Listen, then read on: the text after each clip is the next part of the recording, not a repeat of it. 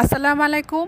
আমি আমার মোরগ মুরগিগুলাকে খাওয়ানোর জন্য বাজার থেকে কিছু খাবার এনেছি। আজকের ভিডিওর মাধ্যমে আমি আপনাদেরকে তা দেখাবো। আমার কাজে আমাকে যে সাহায্য করে তাকে আমি বলেছিলাম এই খাবারগুলা একটু একসাথে করে কন্টেইনারে রেখে দিতে।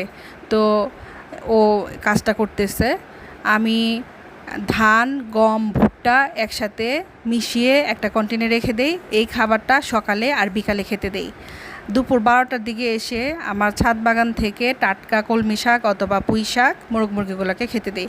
আবার 2টা 2:30টার দিকে এসে গরম ভাতের যে মাড়টা থাকে ওই মাড়ের সাথে অল্প ভাত রেখে দেই।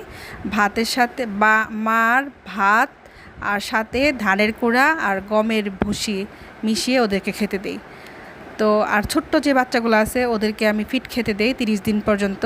তো একটা কন্টেনারের মধ্যে ধান, গম, ভুট্টা মিশিয়ে একসাথে রেখে দিল, আরেকটার মধ্যে ধানের কুড়া আর গমের ভুসি মিশিয়ে রেখে দিল, আরেকটা কন্টেনারের মধ্যে ফিড রেখে দিল।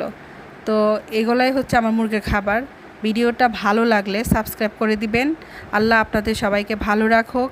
আমার জন্য দোয়া করবেন, বেশি বেশি করে দোয়া করবেন। আল্লাহ হাফেজ।